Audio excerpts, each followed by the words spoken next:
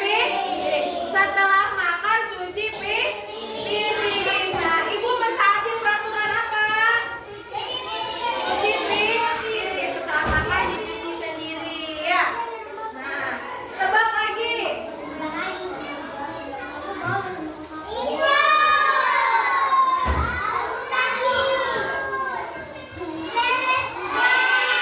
Beresin tempat tidur. Nah, anak-anak bisa menebak gerakan-gerakan ibu ya. Sekarang ibu bagi kelompok. Ini kelompok 1, kelompok 2, kelompok 3.